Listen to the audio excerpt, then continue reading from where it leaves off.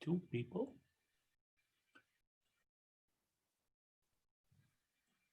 Tom, we got the thumbs up from Bill. I think you were looking down. Yes, I was letting a couple people in. So good evening, ladies and gentlemen. Tonight is an emergency impromptu Board of Education meeting, as quickly called as possible, to discuss the recent turn of events as we were about to reopen, and the governor has finally paid attention to the Chemung County, Steuben County area. So we had to call this emergency meeting of the board just because there's some uniquenesses in the governor's closure. We would always try to provide at least 24 hours, but due to the nature of this, we could not. So therefore, we communicated it out with every avenue that we have, the website, as well as an auto call to our staff and community members within the school, and we notified the media. So we just wanted to make sure we're trying to be as transparent as possible as we have this discussion. So tonight's board meeting is also being taped so that people can view it later if they wish. If there is a question and you'd like to email one in, I will try to get to it. My phone battery is dying, unfortunately, and you could email it to me at tdouglas@horseheadsdistrict.com. Thank you very much. At this time, we'd like to start with no agenda. So we will have a pledge of allegiance, and then we will have a discussion with potential action by the board, either through consensus or through a vote of the board, of how best to proceed in the coming days. At this time, I turn it over to our board president, Ms. Christine Dale. Thank you, Dr. Douglas. Can everybody please join me in the pledge?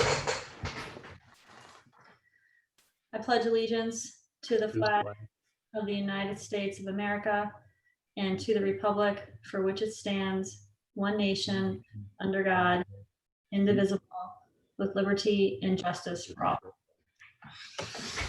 With everybody on mute, I feel like that's a solo act. Next time I should tell everybody to come off a mute and then do it with me. Okay, so thank you for everybody for joining tonight. I know it was last minute, as Dr. Douglas said, but this is a really important discussion that we need to have. And so I will turn it over to Dr. Douglas, and I'll let everybody know that both Ms. David and Mr. Johnson are also both on. We kind of see Mr. Johnson sideways. He's traveling, but we do have full board attendance at this meeting. Thank you, Ms. Dale. Today we received word, unfortunately unannounced, from the governor's office that the Steuben as well as the Chemung County regions were being placed in at least a yellow and orange zone respectively for the areas as designated by the governor. Unfortunately, it takes a lot of time because he does not give a lot of notice. And we finally had a chance to look at the actual regional map. Just so the board knows, I'm going to share that regional map at this point with the board, because this is, although he showed it, we couldn't really make the fine detail of it. So what happens is I will try to zoom it in as much as possible for the Horseheads area, but it does affect a large portion of the region. I know that the entire Elmira Heights School District is under an orange. Almost the vast majority of Elmira City is under the orange, except for one elementary school, which is in the yellow. And for Horseheads, because of our location, the intermediate school and the middle school are roughly right in here. Center Street, the high school, Ridge Road, and Gardner Road are all within the orange. But out here at Big Flats is in unidentified zone. So that's a uniqueness to our district, but some of Big Flats is in the yellow zone. And we're still looking at seeing if any of our bus maps show any of the red zone going into the orange zone going into Big Flats. So what that does is it causes us a dilemma. For the 6 of the school districts, we must follow the governor's order. Although we intended to be back, we have been saying the data has been like this for the past 3 weeks. Our data inside the school district of cases has started to resolve itself, that when we were to come back on Monday, we were only tracking about 10 to 12 cases. We have since learned that we have 3 or 4 more positives today throughout, I believe, our bus garage, which could impact us. But in general, we were much better off than we were two weeks ago when we were tracking over 200 plus cases and having a major staffing issue because we could not cover it. At this point, that's not necessarily the case with us, but we must follow the governor's order. And here's the thing, there is no easy way to say this. The governor is in complete control of when students return in the orange and yellow zones until he deems it the ability for the schools to return to in-person. So what that leaves us with is the discussion about Big Flats, which is unique because we have 3 pre-K through 12 buildings that will have to be in remote and 1 that is sort of out there, as well as we don't know how it goes with individuals crossing from this zone into the orange zone, such as say in Big Flats, you're a family that has a 4th grader, a 6th grader, an 8th grader, and a 10th grader. If you have 4 children, you're in every one of levels of our school. How does that impact? 3 cannot go to school. 1 could potentially go to school. And then in addition, how do we work our curriculum across each of the levels? So that's sort of the uniquenesses. We are waiting. We have a 6:15 call with the county executive because he was supposed to get some questions answered by the governor, such as, you know, if your school is in the yellow zone, can kids from the red zone go to the school in the yellow zone, or do they have to stay remote? Because the purpose of the sort of, sorry about saying red zone, the orange zone, the purpose of it is that that area is restricted. Businesses can be shuttered, outdoor dining, different things, restrictions are put into place. So there are things we don't have an answer to, but because today was a remote day, it's not as concerning. But if they put it in place at midnight tonight, we only have a few programs that might be impacted because we just started to open them up. But if it doesn't go into effect until Friday, because nobody knows when the governor is putting it into place. So at 6:15, we'll know that, but we kind of need direction from the board what to do with the Big Flats community. So let me stop sharing that. The data is the same as it was the other night. Our 14-day rolling average is above 5%. Our 7-day rolling average is about, I think, 5.7%. The cases in district have been resolving, but the cases in the county have been going up again. Thank you, Dr. Douglas. Any questions or comments that anybody has as we try to make this decision? Dan? I have a question. I'm not sure if we know this offhand, but is it possible to know the percentage of families at Big Flats that have a student in another district school that, you know, would be in one of the orange zones? Is that data that's available to us? I don't know how to answer that. I mean, any family that has a child above 4th grade has, and still in school, those children are, which it just depends on that spread.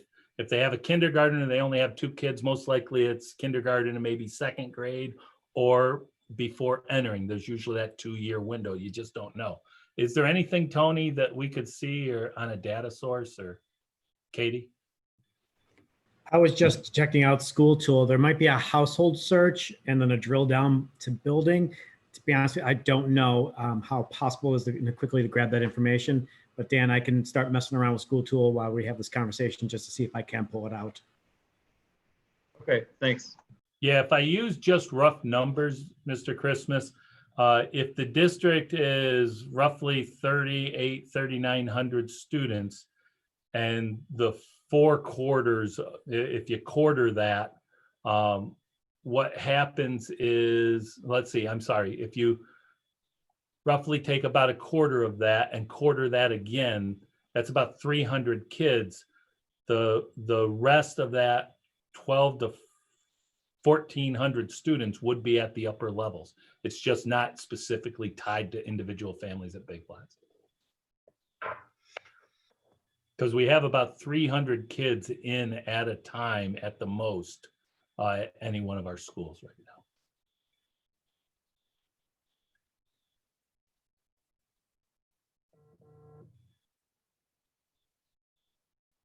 Other questions? Marianne?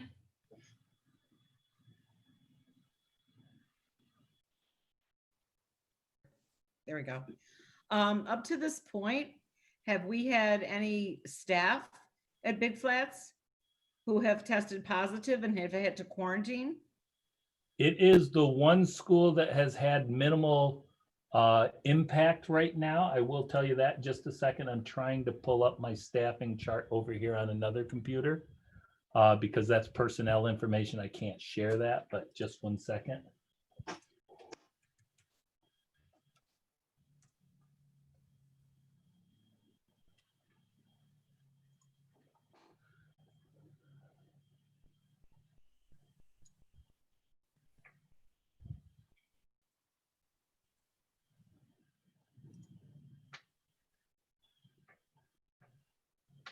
Big Flats has had has had 20 cases that are student related across our exposure types. And the staffing on top of that, let me search by school.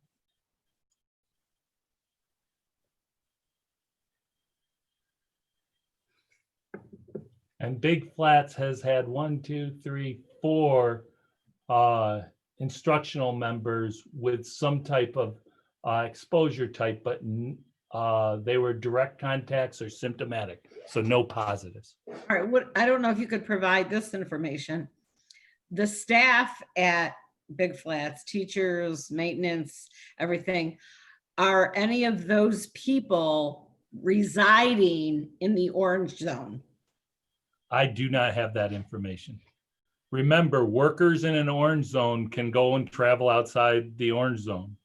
It's supposed to be minimal. So this only affects students. It does not it does not affect employees. Employees are still expected to work. Thank you. Brian?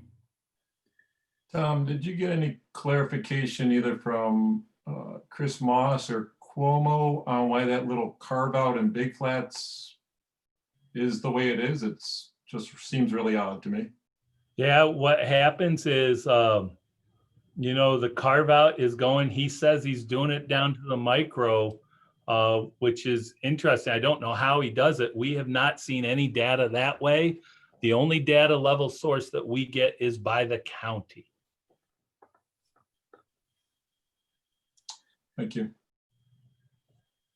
Tom, has there been any precedent in the state, so in other areas that have been shut down, where you have a district that is split across 2 different zones?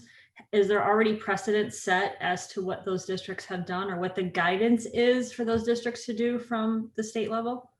The only guidance we have received is if the school is located in one of the colored zones, they must do what New York says. Everybody else is wishy-washy if they're outside of those zones, but inside the zones, you must do exactly as the state says. Let me share that just so that people can see it. I think the governor, I hope you can see it. This is off WENY. If you're in the yellow zone, worship is at 50%, mass gatherings, 25 people maximum, businesses open, dining, indoor and outdoor, 4-person maximum, schools open, mandatory weekly testing of students and teachers, staff for in-person setting, and that's at 20% of your staff. And you must do that once a week while you are open. Because we're in orange and we don't have, like Elmira has a yellow, so that school would be under this category. The orange would be the rest of the district. Our whole district right now is orange, but Big Flats is outside of this. And for orange, worship is 33% capacity, 25 people maximum. Mass gatherings, 10 people maximum, indoor and outdoor. Businesses, closing high risk, non-essential businesses, gyms, personal care, etc. So once he puts in this into place in all of the orange, there are going to be businesses that are closed down. Dining, outdoor dining only, 4 persons maximum per table. And for schools, closed, remote only, because he does have an executive order. Caitlin, could you share what that means if we're remote only under his executive order for this cluster closure?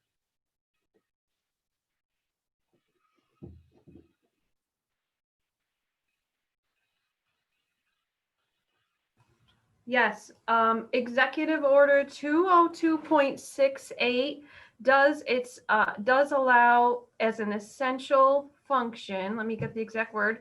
It says that an essential service that would be permitted is remote instruction or streaming of classes from public or private schools or health or fitness centers, provided, however, that no in-person congregate classes are permitted. So long story short, remote instruction of classes at public schools is an essential service that could continue even though we are in an orange zone. So even though we're in an orange zone, teachers would still be teaching from their classrooms Right. I guess by executive order. where my question was going, Tom, is, and I understand that clearly all the schools except for Right.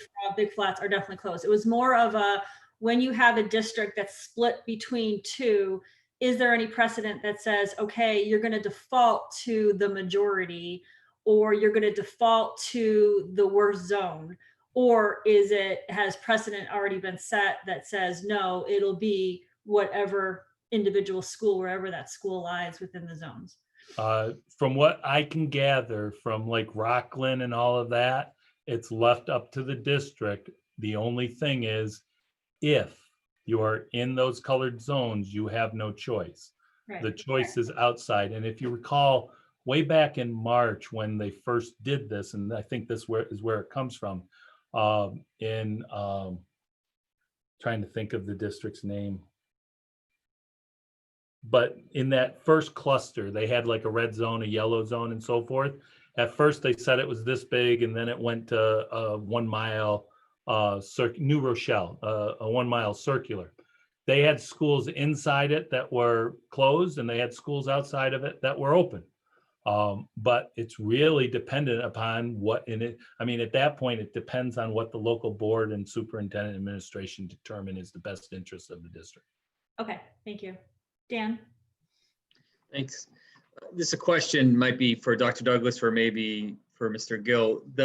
If we were to have one elementary school allowed to do the in-person sort of cohort A and B instruction, and the other 3 fully remote, would that present issues from a kind of consistency of curriculum standpoint? Or is that something that could be managed from an academic curriculum standpoint? Tony? It's a fair question. It's the handing off of a teacher that plans a weekly curriculum to which they know, or instruction to which they know they have a student 2 days in person, and then can provide information for those other 2 days on the non-in-person day, as opposed to in the 100% remote model, a daily but not in-person connections that they're having with students. To be honest with you, we started in a hybrid model.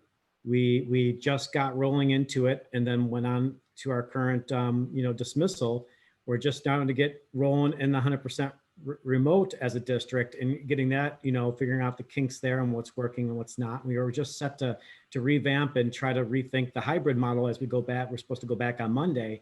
So it's all things equal. The one thing that I would see in the way would be the collaboration amongst grade levels. So a first grade teacher's planning in the 3 buildings would be one particular way, and the 3 teachers in that first grade at Big Flats, maybe 4, forgive me, are now out there planning differently, and the cross collaboration might look differently that we're encouraging amongst our staff. So that would be the one hang up on Mr. Christmas, is that we constantly are saying, our department chairs and grade level chairs, you just work smarter, not harder, and trying to collaborate. That collaboration would look a little bit different for that Big Flats team, and they might be a little bit solo and trying to plan differently than the other, 9 individuals of their grade level. Yeah, it will put stressors on the staff for sure. Because if I can continue, in general, and that's was like what I talked about at the board meeting the other night, I think to the extent we're able to resume the in-person instruction, that's beneficial for, the students. But my primary concerns with having big flats in person and everything else remote would be as was talked about, where you have families like my own, where we have a student in big flats and then we have students in the other schools, what that means in terms of the families being able to manage that, then the difficulties it might create. And then two, whether, from a curriculum or an academic standpoint, does it create inconsistencies? Does it present a scenario where some students are able to get special services in person and others are not? So I think it becomes difficult. And, it seems to me though, those are real issues we'd have to think through and see, would it mean that it's better to be consistent across all the schools? I'm not sure. I mean, I know it's what we're here to talk about, but as a starting point, I think it would be ideal to allow the in-person to resume. I'm just not sure, given the issues we're talking about, whether it makes sense to have one be in a different posture than all the other schools. Others.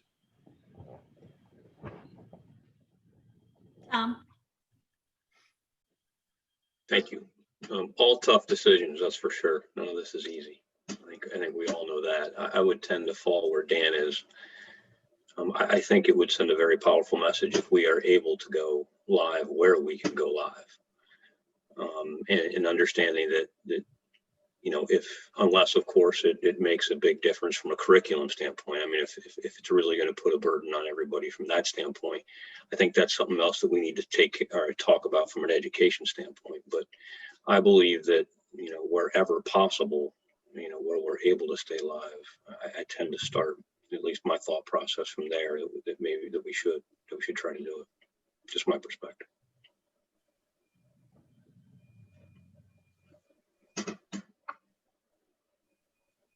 Brian. Thanks, Christine. I would agree with Tom. Also, I think the intent on the board last week was to move ahead next Monday if possible. We thought we were trending correctly and in the right direction and safe enough to open. I mean, according to the governor's map, it's very detailed. It clearly shows that most of the schools are not safe to reopen, but we do have the ability to open one school. I think when they come out of it, my guess is they would all come out together or be permitted to go back to school. So then we would go from one to, all the schools being open. But, in a month or two, if, another cluster has to close, I think we would like to keep the ones open if we could, and I'm agreeing. I agree with Tom and Dan too. I think curriculum is a major player, but I think it would be best for the kids if we could get them back into. Thanks, Dan. Or Brian, sorry. Anybody else? Warren, Shayla, Jeeb? Doug? Warren? All right. Can you hear me? I'm on my iPhone. I haven't ever done it this way before. We gotcha. All right. I guess I'm more conservative in this area. I don't know what the optics are of sending our youngest people back during this time period. So I think it's best that there's uniformity within the entire district. And if Big Flats can open, but the rest of the district cannot, then I think from my perspective, it's more important to be uniform in the approach for everyone. And then what would be the impact if County Executive Moss finds out that students cannot cross the boundaries if they're in the orange zone? And how would that play into the scenario? Do we know how many students that would entail? We are trying to overlay the Big Flats boundary zone with the Big Flats Elementary School. It does not look like that boundary goes into the orange. The question we had was the same thing, and there's no answer out of Albany. What happens is if the school's in like a yellow or a green zone and the child that goes there is living in an orange zone. We have been told the school's open, the child could go. We don't necessarily agree with that, but we just don't have firm decision one way or another. It's just like we know there will be some students in the yellow zone for Big Flats just because that yellow zone sort of carves out and goes down the back way into Elmira, out a little into 352 to the Corning line. And we have students that live all in there as well as back towards the red over by Arnott and so forth. Thank you. Doug?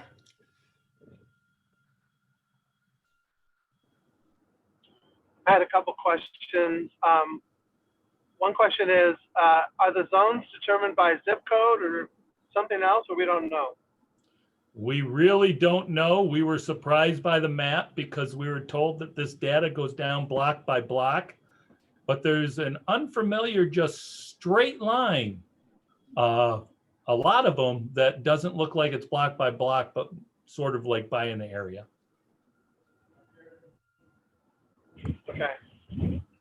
Yeah, I guess my question, the other question I had was kind of similar in terms of, I know our kids went to Big Flats when they were that age, and we have a Horsehead zip code, and I believe the Big Flats being just a couple doors down from the post office with a different zip code, I think is in the Big Flat zip code. So I didn't know if, if my kids were still going to Big Flats, if they could still cross that boundary to go into a neutral colored school zone.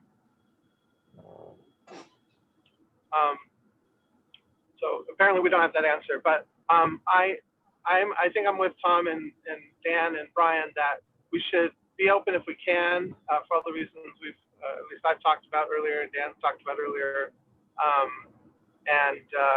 And if the situation was flipped and Big Flats Elementary was the only one we had to close and the rest of the district could stay open, then I would feel the same way. We should do as much hybrid or in-person instruction as we can.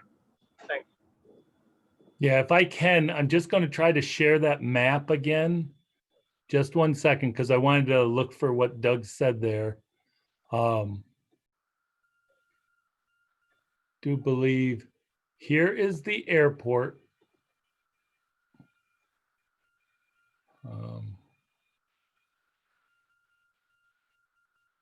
Yeah, see, right here, Doug, this is that dividing area between the zip code, isn't it?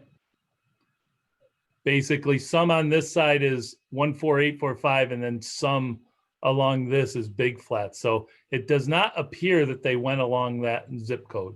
Tom, it goes farther than that. It goes much further to the right than that, because if you look at that map, I'm located to the right of Hickory. Okay, I live right off of Sing Sing.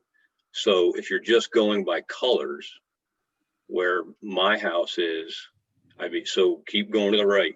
Keep going to the right. Sing Sing runs right along here.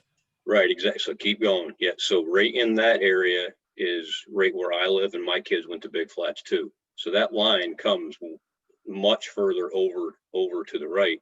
I mean, so Brian, it goes all the way over to where you are, right? And you're even beyond me a little bit, if I'm not mistaken. We would be in the yellow there, yeah, kind of up Chambers Road.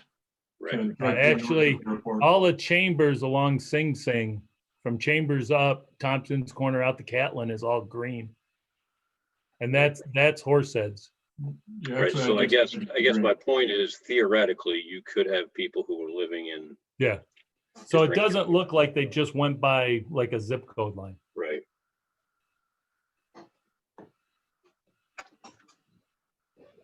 Doug, any other questions, Doug? You're good? Okay. Shayla? Yes, I would like to say that if we do have the opportunity to keep Big Flats open, I would say we should. And then, I mean, I'm not sure how many special needs students are in Big Flats compared to other elementary schools, but it would be good to keep it open if that's possible. Dan? Yeah, thanks. I just wanted to add, I'm kind of thinking a little bit more on, and Doug brought up a good point about, if it were flipped, and I thought about what Corning had to do, where Corning closed one school. I think last week they had to close their middle school because of the cases there, but were able to keep the others open, right? And that was kind of driven by the data. And it resulted in a difference across the district, but it was what they did. I mean, I think if you think of it the other way, we were about to reopen across the board. We felt comfortable with our own district's numbers to be able to do that. We have all the safety precautions in place that we've had throughout. And, for people who are in a riskier category, we've always had the 100% remote option. So sort of with all that as a backdrop, to the extent we have the ability to have a school be open, I think it is worth doing, provided it, we're not hearing, it doesn't seem to be the case from what Tony, you said, it doesn't present a significant or material impact curriculum wise, then, and hopefully, I think I saw a slide that says there's like a 14-day period where you have to work through from one color to the next. I mean, I know we don't know when the others might come back, but we can hopefully resume it in the other schools, in some reasonable period of time. But to me, it feels like if we have the opportunity to do it in Big Flats with all these other pieces in place, then it makes sense to do it. And we just have to, unfortunately, these are the cards that were dealt. We'd want to do it for all the kids if we could, but obviously we have to comply with the state's order. Yeah, I did get one question, which is actually a good point because it's a question we asked to the county executive. If you're in a yellow zone, you must test weekly at least 20% of your students and staff. The question was if Big Flats was in hybrid, and this individual agrees, put them to hybrid, but would the students and staff have to be tested at Big Flats? We assume, and we would have to get more detail, but Big Flats is green. It is not under any of the governor's direction that there would not be a requirement for testing there. Similarly, if you reverse that to Elmira City Schools, where they have Pine City, that is in the yellow, that could be problematic because of the fact that you have to have the Department of Health be able to do that testing. And I can tell you, if they tried to do it in all of our schools, Elmira Heights and us, that's probably 9 to 1,000 tests a week, and they're not at that capacity. Can I just have a follow-up question to what you just said, Dr. Douglas? Sure. So yes, the school building is in green, but having students and staff that live outside of the green area that still go or teach there, do we know for sure that we wouldn't have to have testing protocol in place for those that live outside the green zone? We do not know that. We have just been told that you only go by where the school is located in the colored zone. That's Okay. what Chris has told us. So at 6:15, we're hoping to get those questions answered because he had a meeting with the governor somewhere this afternoon. Okay. Okay. Marianne?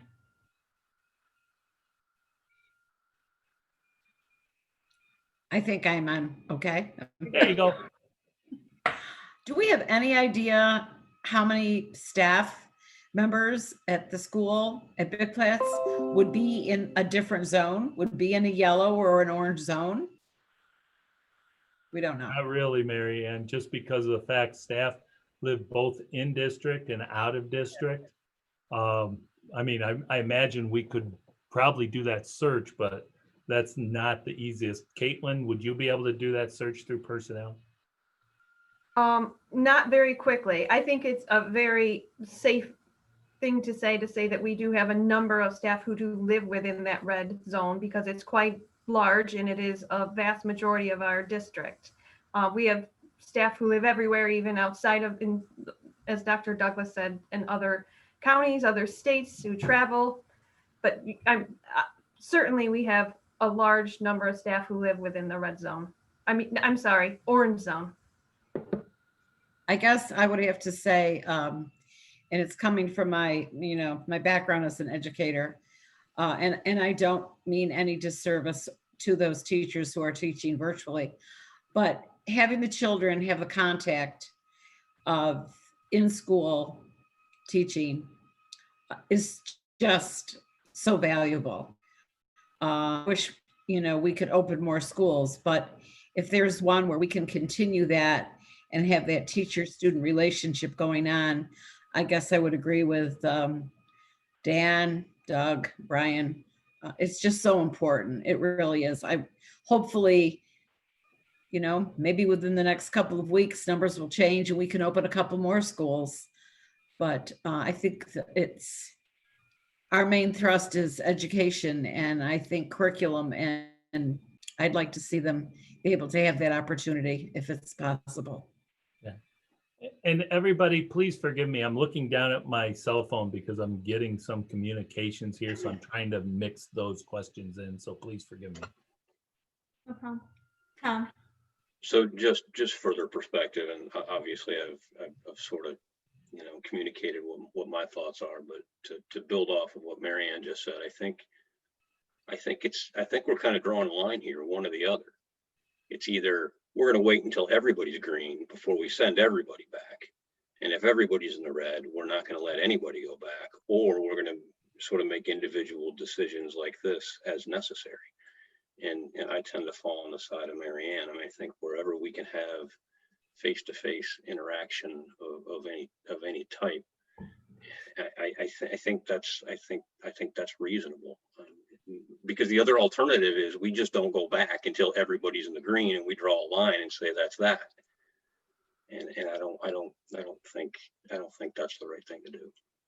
Again, just so that I can, I'm going to ask Caitlin to fill in a little about the process for going back, because the only thing that's within your control right now is Big Flats. Unless that yellow encompasses Big Flats, that's within your control. But anything in yellow and orange, Caitlin will tell you what the rules and regulations are.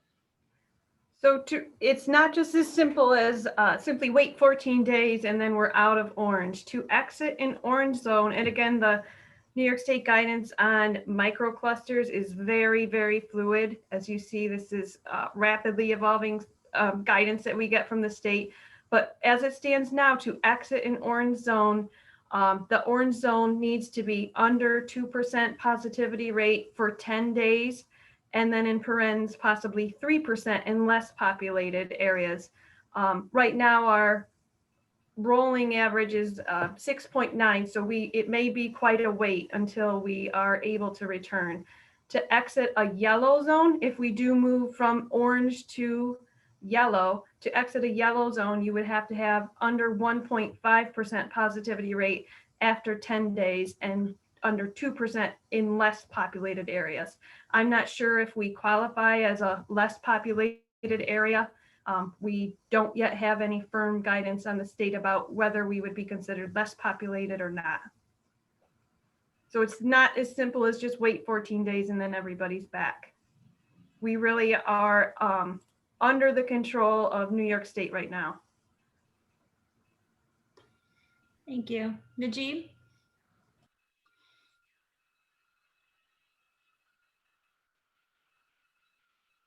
Unmute.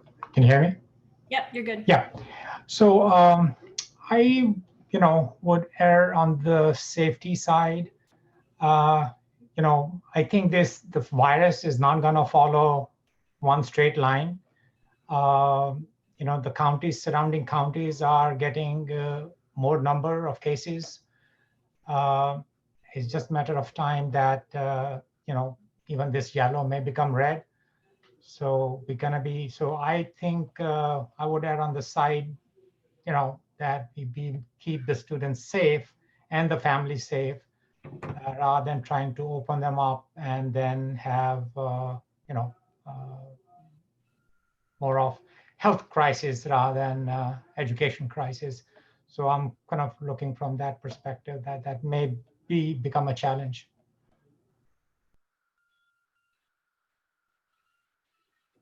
Brian? Appreciate and thank you, Caitlin, for try to be optimistic here. The way the chart is in these micro clusters, it's certainly nice to see that Big Flats is okay, according to that chart, and it's that we don't have to wait for the whole county to go below that 2 or 3%. Maybe if cases are a little bit worse, Myra, but Horseheads rebounds a little bit quicker. The way they have those kind of neighborhoods, it's possible, we don't have to wait for the whole county to report those lower numbers. So, it's not, it could be a long time. I agree with you, but I think there's hope the way they're kind of looking at the neighborhoods or the kind of those smaller territories that maybe we could get more schools reopened a few at a time. We normally wouldn't do questions from the community, but I think this is just somebody from Big Flats. I don't identify them, but they're wondering, it's their understanding that COVID cases in Big Flats are growing daily. Is that fair to say? And if they are, would we be putting students more at risk by bringing them in? I don't really have the answer to that because we don't get the data by the area. The only data we have is really what we've seen from in school.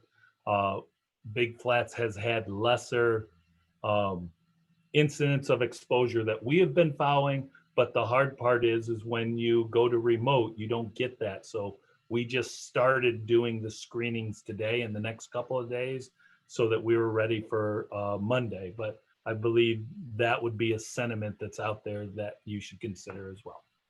Go ahead, Dan.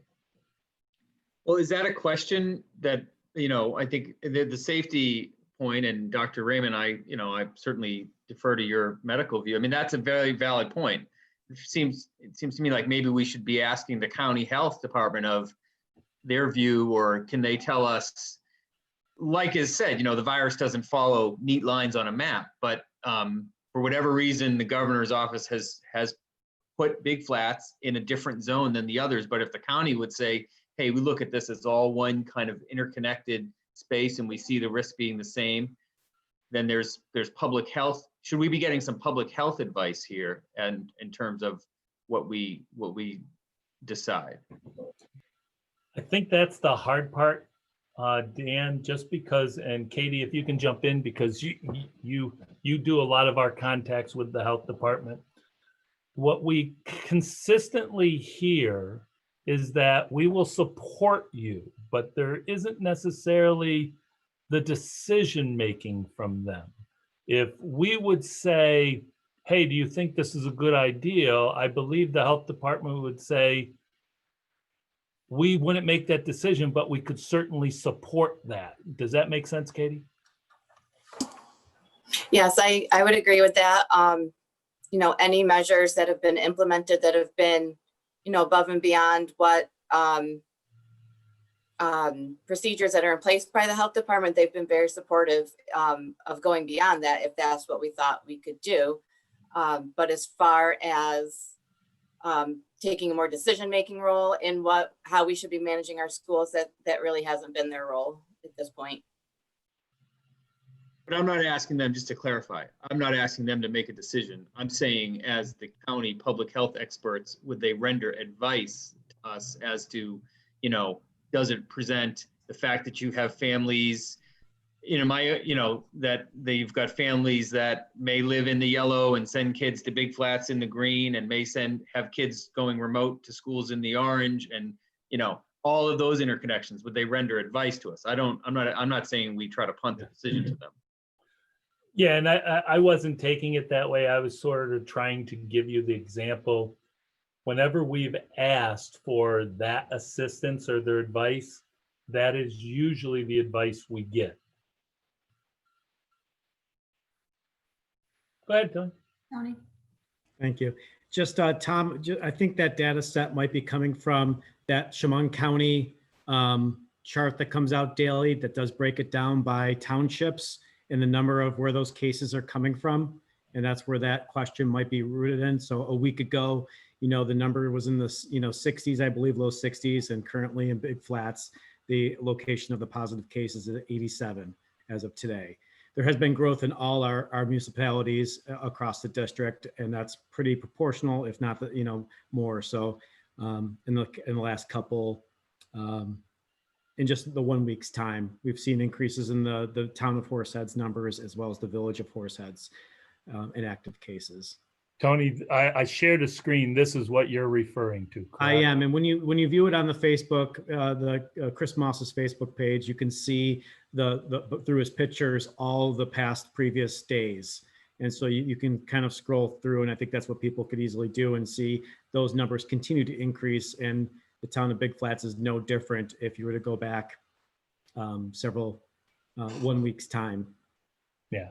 And So that's where that's unfortunately, I can't follow Facebook just because Facebook is not a factual platform. And honestly, I don't have time for the negativity on it. So, yeah. Well, So Tom, again, Tom, this is is that from the is that a question for your 6:15 call? I mean, where's the line? I mean, based on all those numbers, I mean, Big Flats wasn't all that far off what the Horseheads Township numbers were. So yeah, where's the remember line as those far as where lines. Yeah. Tom, remember those lines are since March, those numbers. Oh, they're since March. Okay. Yeah, they're not just now. They're every single case that they've had.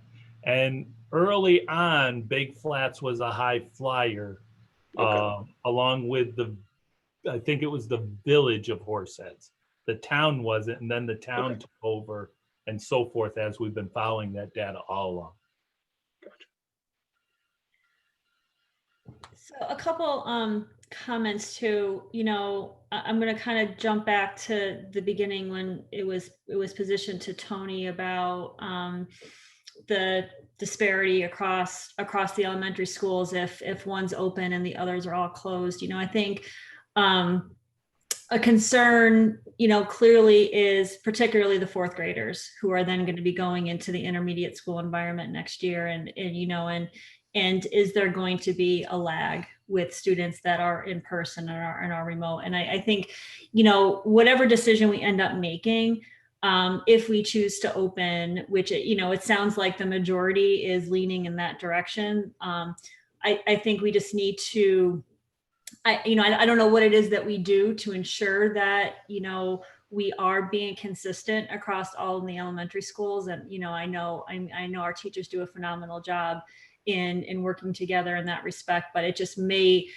need a little bit more attention, and that's just something that could be a fact as we move forward, because Big Flats could be open Monday and then 3 weeks from now they could be closed and Ridge Road could be open, and so if we're going to get into the model where we could be kind of a roller coaster on on having schools open versus closed, I think we're just going to need extra attention paid to making sure that, no kidding, we really have that consistency across, which I know a lot of efforts already being made on that, but we just need to stay on top of it, and be able to provide the resources that are needed to help not only our teachers, but our families with that. Yeah. And then, the other thing is I know, we were ready to go back and everybody is anxious to go back. And I 100% agree with that. My concern is that, it took several weeks for the governor to put us into an orange zone, and our numbers are coming down. So, I mean, we had been worse, and we weren't put in there. And so now all of a sudden there's a lot of awareness, and we're now, the majority are now in orange. So, how often is this going to be reviewed at the state level, for either Big Flats, what I wouldn't want to have happen, and I know we'll continue to look at the data internally as well, but I wouldn't want there to be another 3 to 4 week lag on either moving Big Flats into a yellow or orange, or else, getting us to the point where we can be moving others out of the orange. So, how much of that is going to be driven by the county itself, or how much of it's going to be driven by the state? I will tell you, just an answer to that, everything will be driven by the state. At this point, Chris Moss does not have the decision-making authority over it. He only has the decision-making authority over those things not controlled by the governor. Tom, you asked the question about the numbers on Big Flats. I went back in and tried to check. I think it was roughly about 21 or 22 cases have been positive in Big Flats this week. How's that compared to the other schools? I mean, obviously. To the other, I mean, there's been hundreds of cases all over the place. I don't know specifically in each area. I was just able to pull real quick from the Chemung County sheets real quick. It was 21. I did that really quick. And Tom Douglas and Mr. Casey, it was a jump of 20 something, and proportionally, the horse heads, I think, was up just shy of 30. So like I said earlier, there's a proportionate growth in Big Flats, which does lead to that question, why are they being carved out? If it seems like the rising active cases in the last week are fairly similar, it does raise a little bit of an eyebrow on what's going on there. And we need a clarification, as Thomas said, from the county about why that carve out, at least from the state.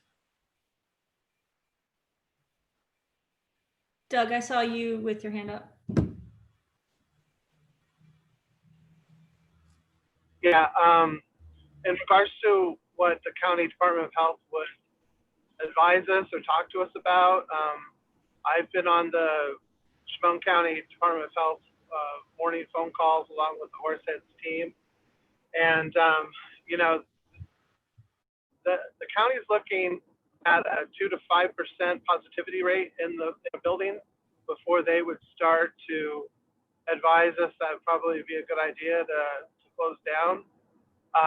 And based on what I know about Big Flats Elementary, from the last board meeting, I believe it was 0 positives among students and employees.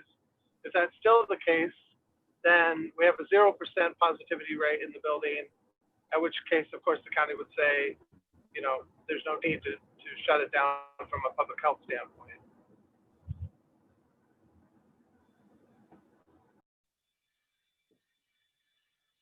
One of my administrators sent me, there's roughly about 49 families who have students at Big Flats at the middle school, but that's just a small sampling.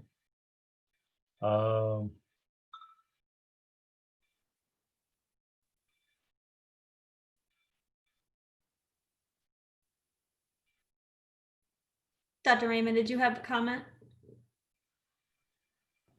Yeah, because you were saying that probably the cases are going down. So I just looked up this COVID Act now. They were coming down, but they have started to go back up again. So the rate is picking up. Of course, this is the whole county. It's not by the towns. So, but the numbers are now, peaked even higher than the last one.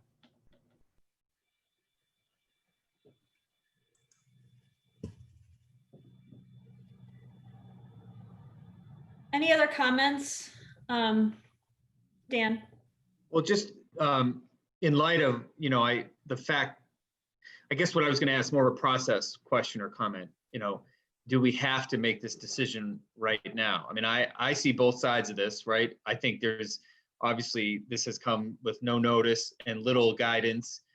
There's been discussion of, you're going to talk to the county executive, Dr. Douglas, and I'm not trying to kick the can down the road, but would it be worth trying to gather a little more information and then, and do we have time to then make a decision, to meet again tomorrow, or does a decision have to be made now?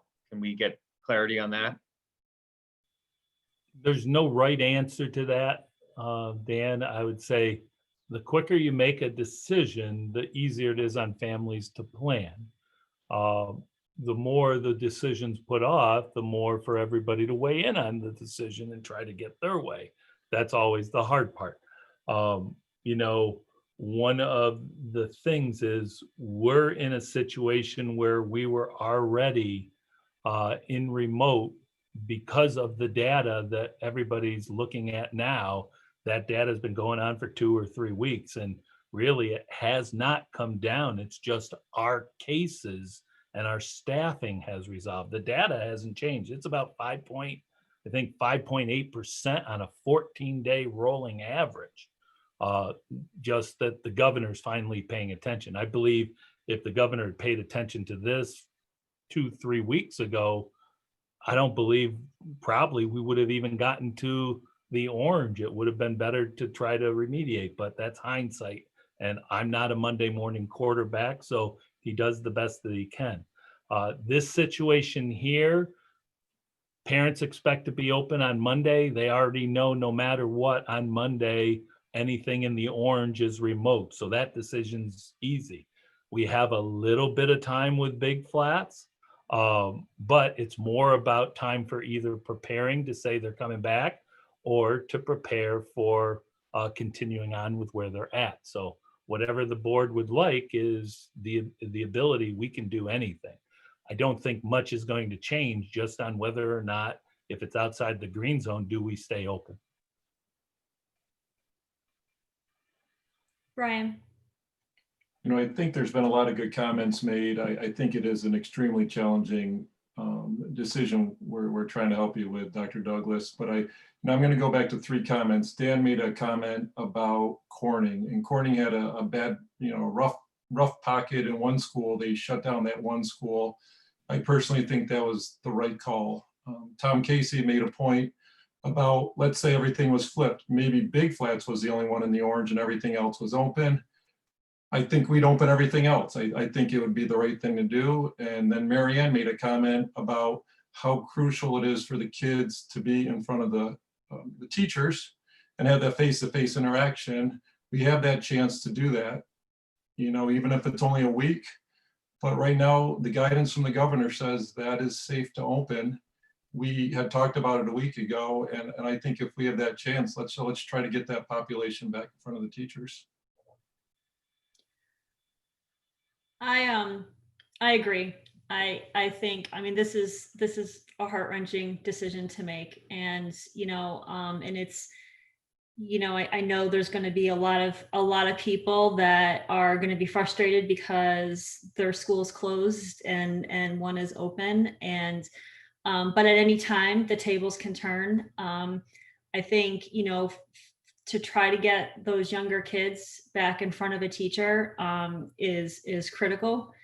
And, but at the end of the day, I think we need to be extremely focused on the data. We need to be, really taking a look at the data within our staff and our students that are in Big Flats, and not taking any chances either. So, as soon as we start seeing the data go up in that school, we may need to make a decision as a district to close that school before the governor comes and says that school is now, or Big Flats is now in either a yellow or orange. No different than what we did several weeks ago when we made the decision to close prior to the governor putting us into an orange zone. So, I think we just need to remain diligent on the data within that school. But, it does sound like the majority of us are on the path for, let's go ahead as planned with Big Flats and reopen unless things drastically change in the next day or two, which we all know that could definitely happen. So I think, all of our families just need to continue to be patient and realize that, we will continue to provide information as we have it. But, we may need to make changes at a moment's notice. And it's just a matter of the situation that we're in. So it sounds like the board is coming to consensus on the fact that we would remain open at Big Flats during this time unless something else changes. The question is everybody okay with that and can support that? That's what I would need to know right now. Can we just do it kind of a thumbs up if we're okay? If we because you're all over the place tonight. What? I'm sorry. If everybody can hold their thumbs up just because, and hold them longer because you're all over the place. Mine's a wiggly thumb. Boy, what a hard decision. Warren, Dr. Raymond?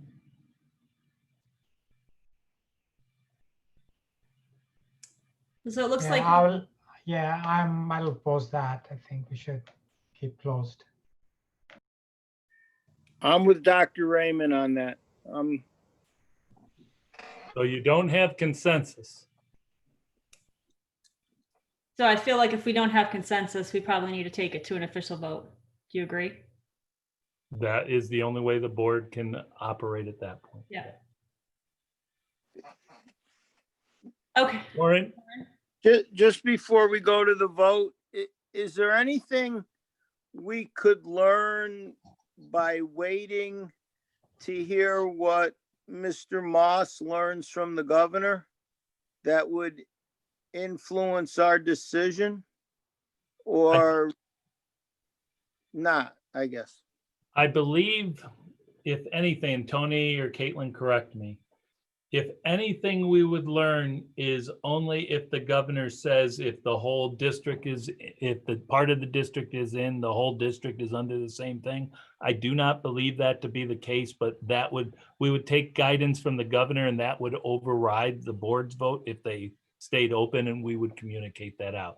But I think that's the only question we really had that would change the determination. The only other one that may have an impact is if we were open at Big Flats, and because we do have some yellow zone, we're required to test weekly. We are only able to be open if the Department of Health can help us do that testing. Otherwise, we would have to shutter until that testing could take place. But I think the board understands that we would just communicate that out. So, given that, there is another meeting that's about to happen at 6:15 with Chris Moss. And, there's been a lot of discussion here tonight, and the fact that we don't have full consensus, does it make more sense for us to maybe sleep on it and reconvene tomorrow with whatever data we get tonight? And if any new information comes forward, and us meet again tomorrow to do the vote. If you would like to do that, you can extend the meeting, adjourn the meeting till say 7:30 tomorrow morning, and we could all get on if everybody's okay. What do you guys think about that? Thumbs up if we want to do that, and that gives us all time to kind of internalize this and really think about the comments that have been made. I don't know about 7:30 in the morning, but I think it's a good Come idea. on, that's when we meet. Well, It's just such, can I speak now? Is it okay? Yeah. It's such a crucial decision. It's such a difficult decision that I think we should take the time to get every bit of data information that we can to make this decision. I mean, I know what my feelings are, and then I hear, other considerations about safety and such, and my mind's just twirling right now. And if we could get some more data information from this phone call that's going to happen, that would make it easier to make, I would rather wait and get up at 7:30. Sorry, Dan, and think it over. I'll bring you scones.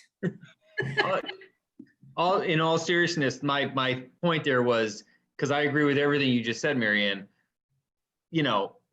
maybe we wait till noon and soak up whatever other information we get for the first couple hours of the morning, right? I mean, like, that still feels to me like rushing it, frankly. So I think there's a valid question about, to me, like, the school building itself is in green, but we just looked at how areas of the student population are in yellow and orange, right? How does that work? Does it mean the boundary of the map that goes to the school? Does it literally mean the school building itself? Like, we're making a decision without knowing clearly that. To me, it seems to be that we should try to get clarity on those things before making a decision. Dr. Dan, we have been told.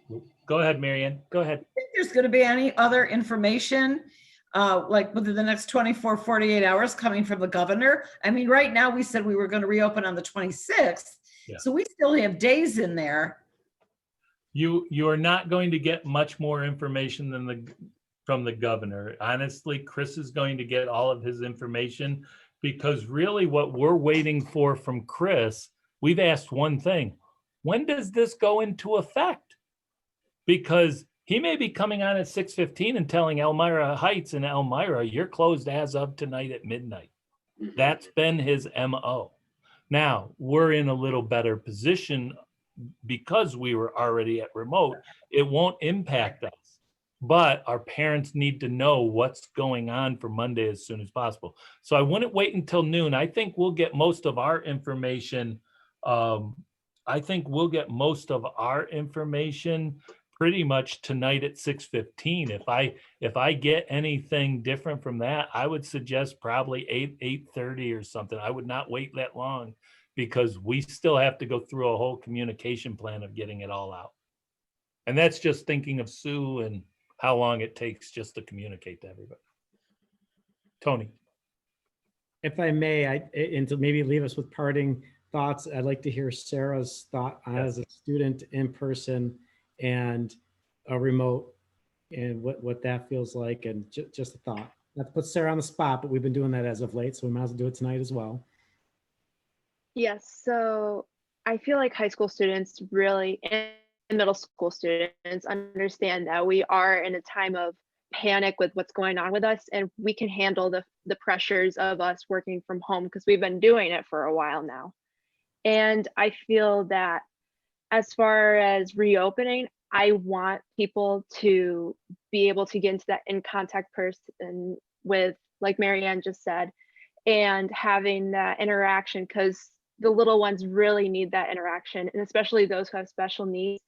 But if it's going to jeopardize like the health concerns in the schools, then I don't know how it would feel for parents to send their kids to school knowing that there's something going on. But definitely health's number one concern, and the in contact person, like the learning experience, is important too. I agree with everyone 100% here too, with everything regarding with health, getting everyone that learning experience that they need in the schools. It's just all hard to fit into one decision and make it approved by the governor. Thank you, Sarah. So it sounds like the preference would be to have the meeting tomorrow morning versus waiting till, or that, in order to get the communication out as best as we can. I have no problem waiting until 8:30 to have the meeting if that's better for everybody. I know 7:30 has tend to be better for those of us that work, to be able to get the meeting in and out before we head to work. So, whatever everybody thinks is the best is fine with me. I'm a retired lady. I can go either way. Brian? Christine, I cannot do 8:30. In fact, I have to be concluded by 8:15 tomorrow. I have to go early. Same for me, Christine. Like, yeah, I can't do 8:30. All right, let's just plan. I'm fine with whatever time. I just want to make sure we get a good readout on what the information is. So 7:30 is fine. I think if we could get a good read from the call, Tom, that's in 6 minutes, Yep. If you can get a good read, as many questions answered as possible. What happens when you have one school out of the zone and the rest are in?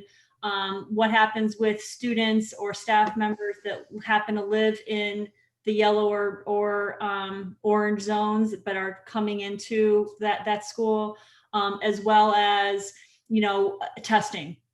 Because we have students that live in the yellow and orange zones, what do we do about testing? So I think those are the three big questions that I think we probably need answered. And then from a district standpoint, how many of our students at Big Flats live in the yellow and the orange zones versus green? Yes. We will try to do that as best we can. That one's going to be the hard one. Okay. Otherwise, we'll plan on reconvening tomorrow morning at 7:30. Please use the same Zoom link. Okay. So the same exact email, the same exact Zoom link is what we will use. Okay. So I guess I need a motion to adjourn to a recess. So moved. Second. All those in favor say aye. Raise your hand. Aye. Opposed, say nay. And abstentions. Okay, well, I want to thank all of you. I know this was last minute, so thank you all for dropping what you had so we can have this great discussion. I think it was a wonderful discussion, a lot of great points of view, and a lot for us to think about tonight. So I look forward to seeing all of you tomorrow morning. Yeah, and I want to thank all of you, just so the public knows, I want to thank you for emailing me. I tried to get back to everybody. And also this will be broadcast tomorrow morning as well, same exact process as well. And it's the same Board of Education meeting, so notification has already been sent. So thank you all for participating. I appreciate all of your flexibilities. Doug, Shayla, please drive safely. Thank you. Thanks. Thank you, everybody.